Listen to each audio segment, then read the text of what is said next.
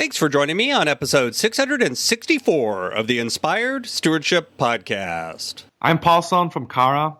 I challenge you to discover your true identity and calling so you can be empowered to live every day to the fullest.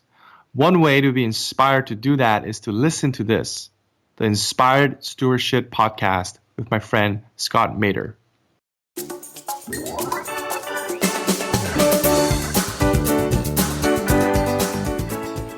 Make yourself say, right now I don't know how to do that, but I can get better if I work at it. There's a way that I can grow in this area if I choose to. And then you have to decide, is that what you want to do or not? And over time, what you'll find is you begin to reprogram your brain. You begin to... Welcome and thank you for joining us on the Inspired Stewardship Podcast. If you truly desire to become the person who God wants you to be, then you must learn to use your time, your talent, and your treasures for your true calling. In the Inspired Stewardship Podcast, you will learn to invest in yourself, invest in others, and develop your influence so that you can impact the world.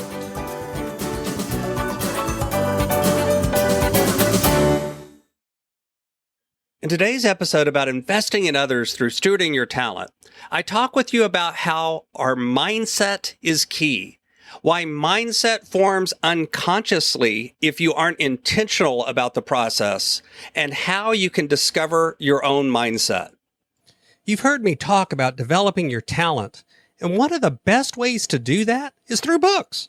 But if you're like most people today, it's hard to find the time to read. And that's why today's podcast is brought to you by Audible. Go to inspiredstewardship.com/audible to sign up, and you can get a 30-day free trial. There's over 180,000 titles to choose from, and you can pick one and listen your way to developing your talents via Audible. That's inspiredstewardship.com/audible to get your free trial and listen to great books the same way you're listening to this podcast. Mindset is so important. You know, this is something that I come back to time and time again on the show. It's something that I work with all of my clients on. And I think sometimes we forget just how important it is, how we look at the world, the language that we use to describe ourselves and the world, and how these key things, how they frame so much of what we achieve. You know, one of the biggest obstacles that we face in life is around this area of mindset.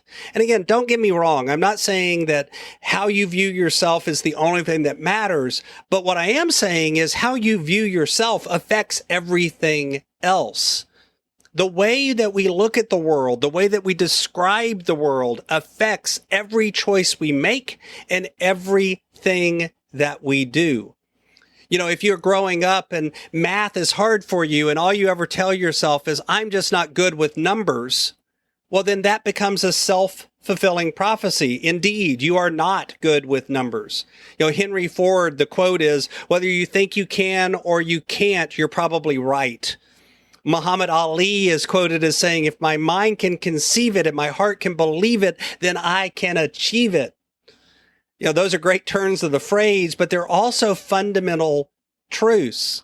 The work of psychologists nowadays, Carol Dweck and others, have found that the substance of our mind matters. The way that we view the world matters. It affects our behavior and it affects our choices, which then affects how we learn, which can also affect how we succeed or fail in life. As an example, I challenge my clients all the time. I tell them they're not allowed to say, I had to. Anytime I hear them say, I had to do that, I tell them to replace that with, I chose to. Here's the truth. It doesn't matter if it was a good choice or a bad choice even. It's not about the value of the choice. It's about empowering yourself to recognize the fact that you had a choice and you made a choice. And typically we make the best choice we can with the information we have at the time we have it. That's what we all do in life. You don't make a deliberate bad decision. At least most of us don't. But oftentimes we'll beat ourselves up after the fact for not making a better decision. But given the information we had at the time, we made the best decision we could. You talk about fixed mindset and growth mindset. Do you believe that abilities are set in stone, or do you believe that abilities can be developed? Now, I actually have a degree in genetics. And one of the questions that a lot of people will ask around this area of genetics is it nature or nurture? Is it genetics or environment? And I'll tell you, the truth is that geneticists and scientists have not asked that question that way for a long time, because they already know the answer. The answer is yes. Is it nature or nurture? Yes, it is. Is it environment or genetics? Yes, it is. I'll give you an example. This is a thought experiment, not something that we would ever do in the real world. But if you've got two parents and the father is 6'9" and the mother is 6'7", and they have a child, and you had to place a bet, would you bet that the child is going to be shorter than average or taller than average? And I'd be willing to bet that everyone that was playing along at home said taller than average. That would be the way to bet. Sure, maybe they're a little shorter than average, but if I had to lay money on it, it's going to be taller than average all day long. And I simply forgot to give you a little piece of information. See, this child is actually going to be raised inside of trapped into a locked room and only fed a very small amount, just enough to keep them alive while they're growing and developing. Again, this is a thought experiment, not something you would ever do in the real life. If you did that, now all of a sudden you'd change your answer, right? Yeah, they're not probably going to be taller than average, but here's the interesting thing. They would probably still be taller than someone whose genetic background involved two shorter parents. So they'd be taller than someone else raised in that situation, but they'd be shorter than their potential was. And that's kind of how nature and nurture work. See, genetics gives us a range of abilities. It gives us a sliding scale of things that we can do. It isn't fixed in stone. It isn't like you're bad at numbers and you're always bad at numbers. Instead, it's about, yes, your mindset, your beliefs, your system of thinking, the way your mind works may not lend yourself to be the best accountant on the planet, but you still have the ability to be okay with numbers. You still have the ability to be even better than other people with the same sort of wiring if you believe that that's possible. If you have a growth mindset about your own abilities and learning, you can push beyond the limits. That's not saying you're necessarily going to be the next Einstein, Mozart, or Leonardo da Vinci, but it does mean that you can stretch beyond if you believe that you can. See, the truth is your mindset can form very unconsciously if you don't take some intentional action. If you don't actually sit down and focus on what is your mindset, what are your beliefs, if you don't actually do some active activities to discover this and uncover it and then rewire it, instead, your mindset often gets put upon you. See, if, for instance, if teachers believe that everyone in their classroom is brilliant, they're going to act differently with those kids, which, guess what, actually raises the kids' abilities. They've done that as a study. They've actually found that out as a true empirical thing. See, the truth is, with some intentionality of designing your life the right way, you can begin to reframe and reorganize your mindset.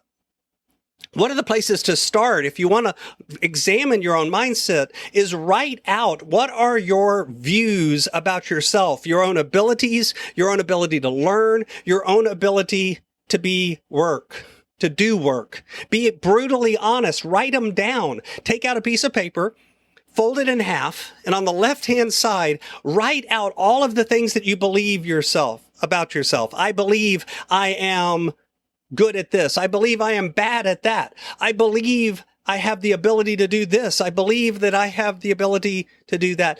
Be intentional, but be honest. And then take each of those beliefs and examine it almost like a lawyer would take somebody on the stand and make that belief defend itself. Is it true? And then reframe it as something that is an enabling truth. And write that on the right-hand side. I believe that I am bad at math. I believe that I can get better with numbers than I am today. That's an example of this kind of phrase and ways you can do it. And then read those enabling truths each and every day and begin to practice a growth mindset. Begin to practice challenging how you believe. When you hear yourself say, I had to, make yourself rephrase that as I chose to. When you hear yourself say, I can't do that, I'm not able to, that's something that's beyond my abilities. Make yourself say, right now I don't know how to do that, but I can get better if I work at it. There's a way that I can grow in this area if I choose to. And then you have to decide, is that what you want to do or not? And over time, what you'll find is you begin to reprogram your brain. You begin to recognize the fact that some of what you have put upon yourself are limiting beliefs, and that you can uncover and deprogram yourself from those and do more than you ever believed you could before. Thanks for listening.